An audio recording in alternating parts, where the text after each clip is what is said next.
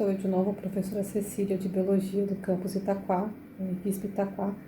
Eu falei no vídeo anterior sobre um pouquinho de pesquisa científica e nesse vídeo eu vou falar para vocês sobre um pouco da minha tese de doutorado e algumas das técnicas que eu utilizei no desenvolvimento da pesquisa do doutorado. Muito bem, o que eu fiz na pós-graduação? Muita gente tem dúvidas em relação até o que é uma pós-graduação. Pós-graduação, gente, é tudo aquilo que você faz posteriormente, depois que você termina a faculdade, tá? Depois que as pessoas terminam a faculdade, se elas quiserem avançar nos estudos, continuar estudando, elas partem para uma pós-graduação. O que acontece na pós-graduação? Normalmente, conforme a gente avança, tá, nos estudos, nós vamos nos tornando mais especialistas em determinada área, vai afunilando a área do conhecimento que a gente atua. Por isso que eu apresentei esse funil aqui, que significa isso, tá? Na pós-graduação, cada vez mais a gente se torna mais especialista em uma determinada área, numa área de estudo, num campo de estudo. No meu doutorado, eu estudei a enzima presente no intestino, tá? Essa enzima chama beta-glicosidase, uma enzima presente no intestino da mariposa chamada Spodoptera frugipeda. Qual que é o interesse em se estudar essa mariposa? O que acontece? Essa mariposa, ela causa grandes perdas econômicas na lavoura, porque a larva dessa mariposa, ela parasita muitas plantas de interesse comercial, como milho, por exemplo. Então, tem muitas pesquisas em torno de qualquer coisa que seja atrelada a essa mariposa Spodoptera frugipeda. Eu falei que eu estudei a enzima beta-glicosidase da mariposa, né, daquela mariposa especificamente. Mas o que fazem as enzimas? As enzimas, elas aceleram os processos biológicos, eles tornam esses processos possíveis, catalisam o que a gente chama de reações químicas, ou seja, ela torna possível que certos processos biológicos, certas reações aconteçam dentro dos seres vivos, dentro dos organismos vivos. Que tipos de processos são esses? Eu vou exemplificar alguns. Gestão de alimentos, síntese de alguns compostos, fabricação, por exemplo, de polímeros como proteínas, açúcares, gorduras, tá? Crescimento dos organismos, enfim, tudo que é processo biológico acontece nos seres vivos depende das enzimas e são elas que são responsáveis por tudo a fazer acontecer, tá? Basicamente, elas são muito importantes, sem elas não existe vida. Mas as enzimas, além delas fazerem essa tarefa, tá, de síntese ou tornar a vida possível, ela pode pegar também, por exemplo, aqui um substrato que eu exemplifiquei nesse slide, tá, na coloração roxa, e transformar em duas coisas diferentes, tá? Ou ela pode fazer o processo inverso, ela pega esses dois compostos aqui e transforma num outro. Ela pode transformar, modificar substâncias também. Tá? Além de quebrar, ela pode sintetizar e pode modificar moléculas com potencial biológico ou moléculas biológicas. Elas são chamadas de tesouras moleculares.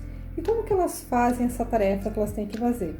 Toda reação química, ela tem uma energia, tá? ela depende de uma energia para que ela aconteça. Tá? Toda reação química depende de energia para acontecer, necessita de energia.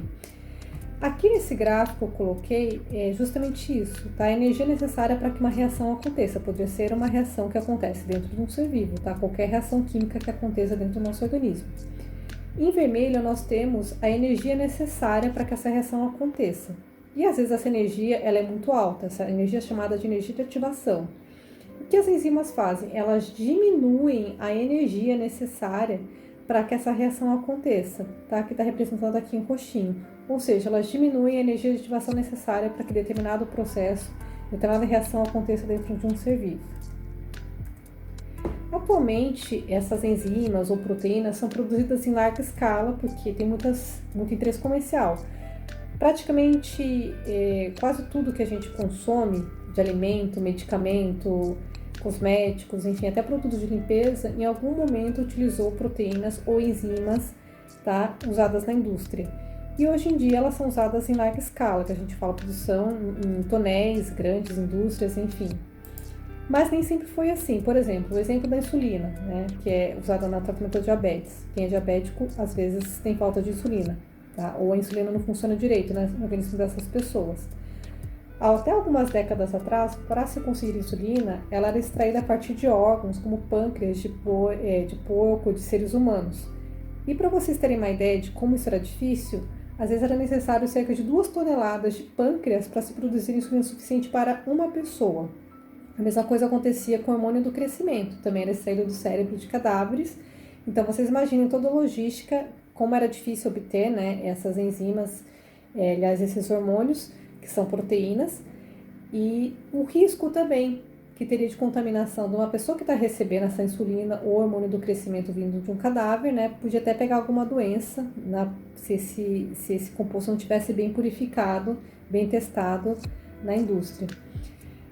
Muito bem, no meu caso eu peguei essa enzima beta-glicosidase e modifiquei em laboratório e testei a atividade dessa enzima modificada. Como é que se faz isso? A gente, para modificar, hoje é bem possível, é feito isso no mundo inteiro, em vários lugares do mundo, não é uma técnica difícil, aliás, ela é muito solidificada, muito realizada mundo afora, que é a engenharia genética de enzimas, de proteínas, enfim.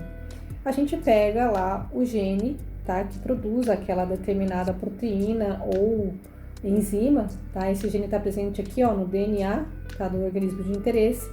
Se separa esse gene e faz clones desse gene, tá? Como representado aqui nessa figura que eu desenhei várias pessoas iguais, tá? Que se representaria uma clonagem. Esse gene clonado, ele é inserido num DNA, por exemplo, de uma bactéria, que a gente chama de vetor, tá? Vetor bacteriano.